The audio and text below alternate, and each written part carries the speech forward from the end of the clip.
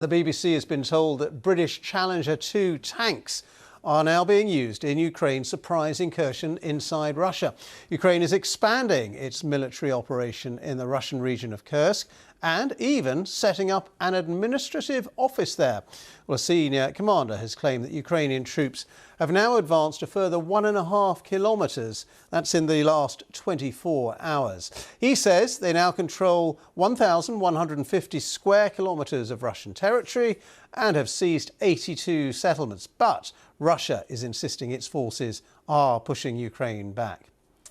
So that's the latest on the ground. Rebecca, how do you see this? Well, it's clearly a bold move by Ukraine. Do you think it's risky? Do you think it's dangerous? I mean, for example, we're seeing British tanks now operating on Russian soil.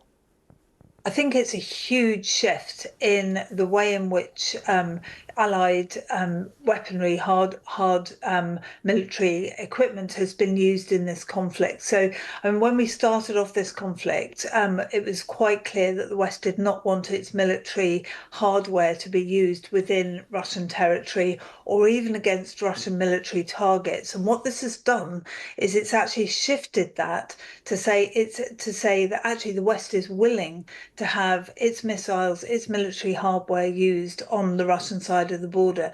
Now, it's not initially clear why Zelensky did this. It's a huge surprise.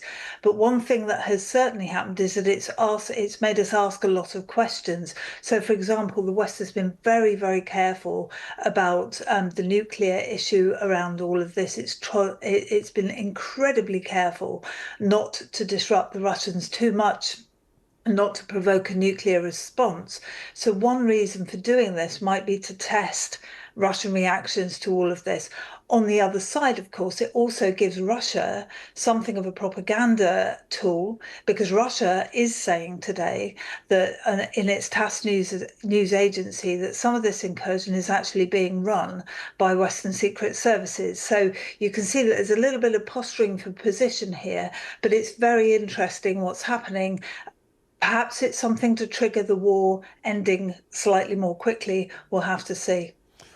Jennifer, what's your view of it? Do you think there's nervousness in Washington that, Western hardware, including American hardware, is now being used inside Russia by Ukrainian troops? You see, I believe that the Ukrainians this is a good jockeying for them, because they're getting so beat up on the Eastern Front that this allows them to have Russia defer some of their equipment and ammunition and troops to where where they have incurred.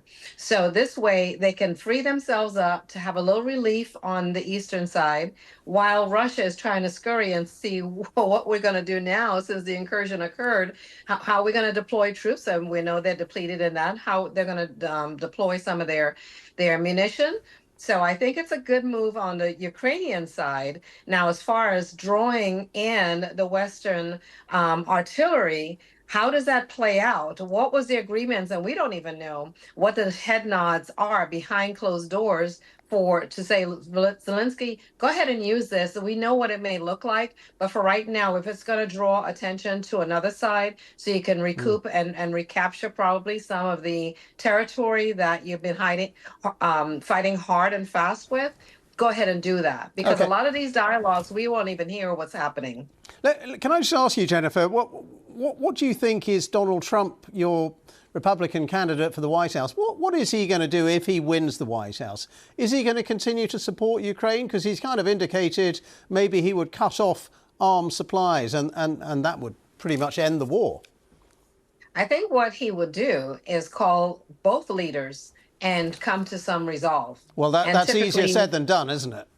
It is easier said than done. But if they know that his either threats of saying, I'm going to hold back supplies, or I'm going to have sanctions, or I'm going to do something or other that's not militarily on both ends, to make them come to the table and say, okay, this territory you can have, we're going to stop the firing, we're going to move forward and have amicable agreements. I think that would be the best way to handle this situation. All right. Thank you for your thoughts on that, Jennifer. and Rebecca. We'll be back with you in just a moment. But for now, we're going to take a break because around the world and across the UK, you're watching BBC News.